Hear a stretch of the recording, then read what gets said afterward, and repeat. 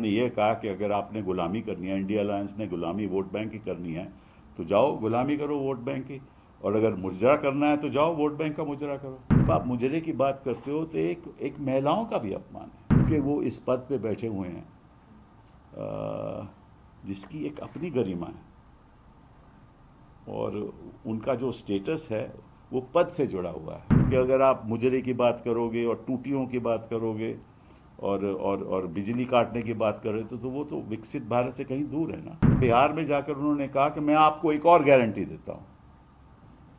वो जो गारंटी है ये है कि भाई जैसे ही चुनाव खत्म होगा तो तेजस्वी को जेल में भेजूंगा। ये कैसे तेजस्वी को जेल भेज सकते हैं? वो तो कानून की प्रतिक्रिया है। तो हमारे भगवान जी ने कुछ बातें कही हैं, उसके बारे में मैं कुछ चर्चा करूंगा, क्योंकि उन्होंने भाषणों में ये भी कहा है, उन्होंने भाषण में कई बातें कह दी हैं उन्होंने। पहले तो उन्होंने कहा है कि भाई आपके घर से जो पानी की टूटियां हैं वो ले जाएगा इंडिया अलायंस अगर सत्ता में आया, और अगर घर की बिजली है तो बिजली काट दी जाएगी, और जो बैंक में अगर पैसा है तो वो पैसा भी किसी और को दिया जाएगा।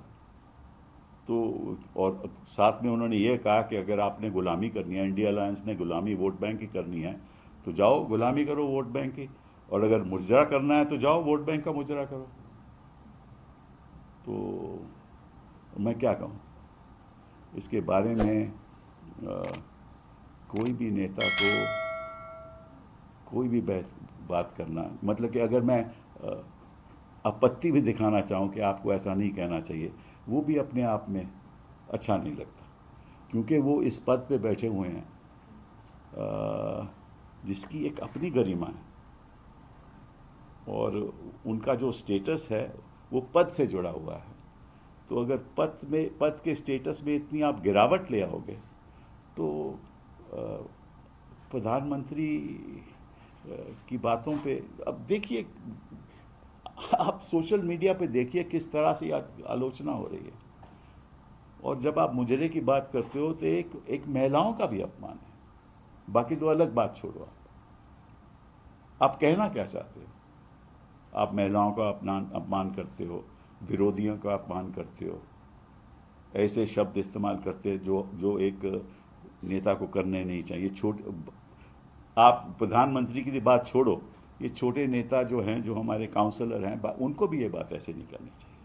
तो अगर आप ऊपर से मैसेज दोगे तो निश्चित रूप से नीचे में भी ऐसा ही होगा। वो एक कल्चर ऑफ हेट आप पैदा करना चाहते हो।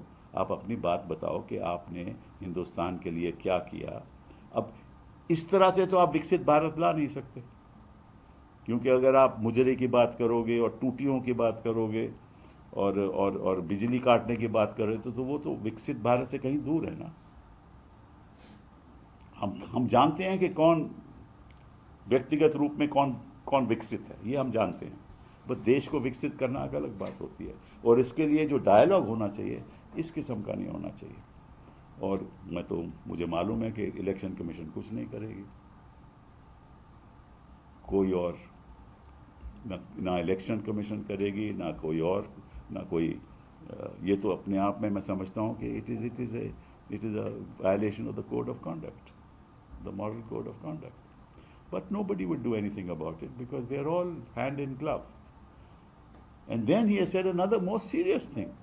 He said, मैं बिहार में जाकर उन्होंने कहा कि मैं आपको एक और गारंटी देता हूँ। वो जो गारंटी है ये है कि भाई जैसे ही चुनाव खत्म होगा तो तेजस्वी को जेल में भेजूंगा। तो ये कैसे तेजस्वी को जेल भेज सकते हैं? वो तो कानून की प्रतिक्रिया है। ये कैसे भेज सकते हैं? इसका मतलब कानून इनके इशारे से चलता है, क्योंकि इनको पता है कि जैसे ही चुनाव खत्म होगा इनको जेल जाना पड़ेगा। तो इनको कैसे पता? तो अगर इन्वेस्टिगेटिंग एजेंसीज इनके इशारे, जो मैं कितने दिनों से कह रहा हूं, चाहे वो पीएमएलए हो चाहे कोई और इन्वेस्टिगेटिंग, इनके इशारे से चलता है। तो ये तो आज साबित हो गया, इनकी कन्फेशन हो गई कि मैं इशारा दूंगा तो आपको गिरफ्तार किया जाएगा। तो ये हमारी जो लोकतंत्र की व्यवस्था है, ये क्या, किस स्तर तक इसमें गिरावट आ चुकी है। और अगर आप सब चुप रहोगे, आपके चैनल्स चुप रहेंगे, देश की जनता चुप रहेगी, नागरिक चुप रहेंगे, और अगर कोर्ट्स नहीं कुछ करेंगे, तो देश का होगा क्या, देश के भविष्य का होगा क्या। हम उस बात से चिंतित हैं। नमस्कार, मैं हूं मानक गुप्ता। अगर आपको हमारा ये वीडियो पसंद आया हो तो इसे लाइक और शेयर जरूर करें, और हां, हमें सब्सक्राइब और फॉलो करना ना भूलें, ताकि आप देश और दुनिया की कोई खबर मिस ना करें। तो जुड़े रहिए हमारे साथ और देखते रहिए न्यूज़ 24।